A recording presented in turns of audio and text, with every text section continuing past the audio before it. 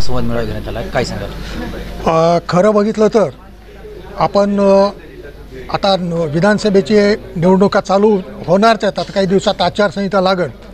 हे लागत असताना आपण आत्तापर्यंत एक अनुभव घेतलेला आहे की जे प्रस्थापित राजकारणी आहेत हेच पुन्हा पुन्हा निवडणुकीला उभा टाकतात. त्यांच्या पैशाच्या जोरावर ते निवडून येतात.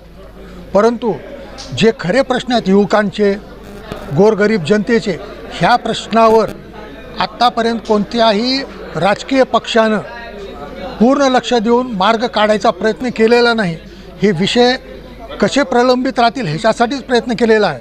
त्यामुळं हे माझा आत्तापर्यंतच्या आयुष्याचा विचार करून मी विधानसभेला अपक्ष म्हणून उभा टाकण्याचा निर्णय घेतलेला आहे. जनतेला काय आव्हान कसं? जनतेला माझं एकच आव्हान आहे की कोणत्याही राजकीय पक्षाच्या आमिषाला बळी न पडता आपण आपलं मन ईश्वराला ग्वाही ठेवून आपल्याला खरोखर मी जर योग्य वाटत असेल तर आपण मला मतदान करावं आणि तुमची सेवा करण्याची संधी मला जनतेने द्यावी अशी मी जनतेला हात जोडून नम्र विनंती करतो.